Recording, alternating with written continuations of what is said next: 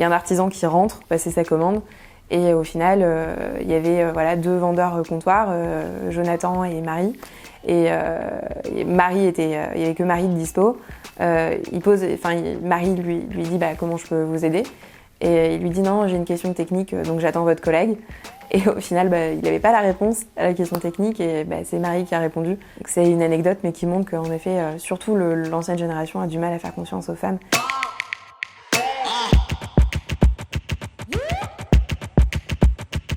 Bonjour, je suis Caroline Semin, directrice générale Semin.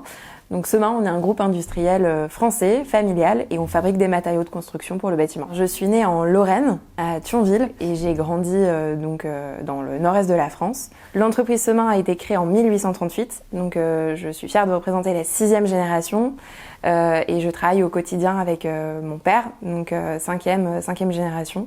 Donc j'ai grandi en fait depuis toute petite avec l'entreprise et on a toujours beaucoup parlé boulot à la maison. C'est vrai que quand j'étais enfant et que je me baladais dans l'usine, c'est vrai que je voyais ça très grand avec un peu des étoiles dans les yeux. Puis l'univers industriel avec des yeux d'enfant assez impressionnant, quoi. Depuis que je suis petite, je sens que mon père aimerait bien qu'il y ait une suite et que l'histoire continue.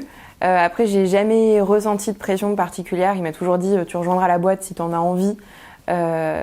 Et ça se fera si je sens que t'as les compétences et surtout que t'en as envie. Pour mon premier stage, je voulais absolument faire de l'alternance.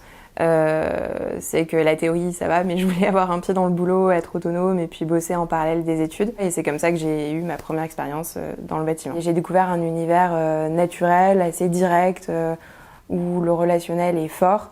Et c'est un univers que j'ai beaucoup aimé et dans lequel je me suis retrouvée. Et ça a été un peu un réveil de l'ADN. Et du coup, c'est ce qui m'a vraiment donné envie de rejoindre l'entreprise familiale et de travailler avec les équipes et de continuer dans l'univers du bâtiment. Là, je l'annonce à mon papa, qui est super content, qui au final, je pense, attendait que ça. Bien que quand j'en parle à mon père, ce qu'il me dit, c'est que quand il a eu les enfants, il attendait qu'une chose, c'est d'avoir un garçon pour que potentiellement il y ait une suite un jour.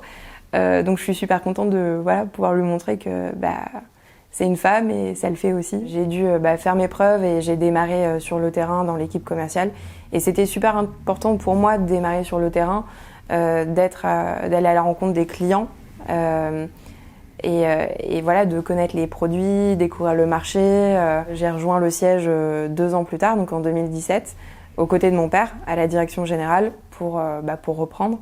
Et il me fait confiance que à l'époque, j'ai 25 ans. Donc c'est une vraie chance pour moi parce que c'est qu'il y a peu de pères, je pense, dans cette situation qui font confiance et puis qui passent le relais de cette manière-là, quoi, à 25 ans. Je me rends pas compte de la taille de l'entreprise, de ce que ça représente. Mais c'est avec le temps que je m'en rends compte. J'arrive, je fais le tour des différents services pour comprendre un peu l'organisation en interne. Ça s'est très bien passé avec les équipes, avec les collaborateurs.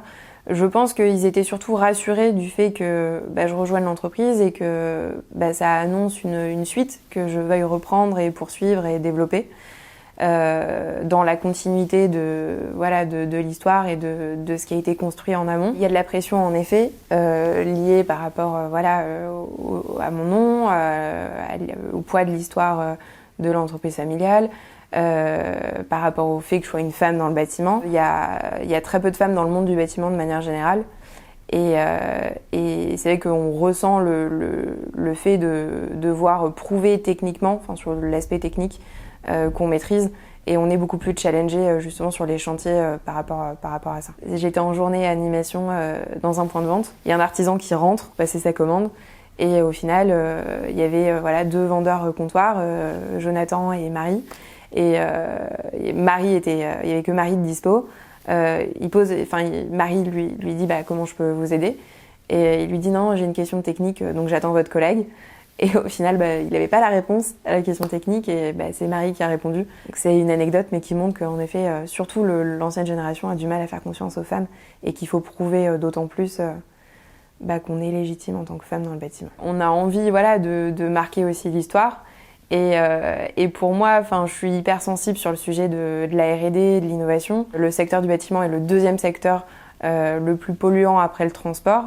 responsable de plus de 25% des émissions de gaz à effet de serre. Donc l'enjeu environnemental est vraiment au cœur de la stratégie de développement de l'entreprise et c'est un enjeu qui me tient particulièrement à cœur. La politique RSE était inexistante quand j'ai rejoint l'entreprise. Mon père a jamais été très branché sur ces sujets. Donc c'est que quand on en a parlé au départ et qu'on a commencé à lancer les différents chantiers en interne, c'était complètement nouveau pour lui. Il m'a dit bon, je te fais confiance, vas-y. Après, plus ça va, surtout sur les projets de développement et liés à l'innovation, il est hyper moteur sur ces nouveaux projets. Quand on a démarré ces démarches liées justement à la sensibilisation sur l'aspect écologique, environnemental avec les équipes, j'ai eu des réflexions comme c'est bon, on a changé l'éclairage dans les usines, on est passé à LED. Je dis oui, ok, c'est très bien, super, mais ça s'arrête pas là quoi. Il y a plein de choses à faire et on va travailler ensemble et puis on va agir. Depuis 2 ans, la plupart des travaux de recherche et développement sont vraiment orientés sur le développement de nouveaux produits éco-responsables. Par exemple, concrètement, sur les enduits, on a réussi à complètement remplacer les résines synthétiques issues du pétrole par des résines à partir de végétaux. Donc on retrouve de la pomme de terre, du blé, du maïs, de l'argile dans les enduits. Et ça, c'est un travail de 3 ans de recherche et développement des équipes. On vient de démarrer en début d'année dans l'isolation intérieure du bâtiment et on a racheté une entreprise qui a 3 générations d'expérience, de savoir-faire dans le recyclage, par exemple, de vêtements pour transformer en fait des vêtements usagés en isolant pour habiller les maisons. Ce que j'aimerais bien, c'est pouvoir marquer avec une innovation forte, une innovation de rupture et quelque chose qui soit réellement utile à la fois pour les pros sur les chantiers et puis aussi sur le plan environnemental pour l'avenir, pour le futur. Et ça, c'est quelque chose, quand j'y pense, j'ai des étoiles dans les yeux. Ce que j'aimerais qu'on garde comme image de moi, c'est quelqu'un d'humain, peut-être dur, ça me dérange pas, mais droit, qui fait confiance et qui a embarqué les équipes dans un beau projet pour agir en faveur de l'environnement. Je suis une toute jeune maman depuis quelques semaines. Est-ce que la 7e génération est là? Je sais pas. D'un côté, j'espère, c'est vrai, je veux pas le cacher, parce que j'adorerais que l'histoire se poursuive et continue, mais elle reprendra si elle a envie de reprendre. J'ai pas connu de pression moi, et c'est ce qui fait que au final j'ai rejoint l'entreprise et que j'adore ce que je fais, et je veux surtout pas lui mettre une pression quelconque pour reprendre.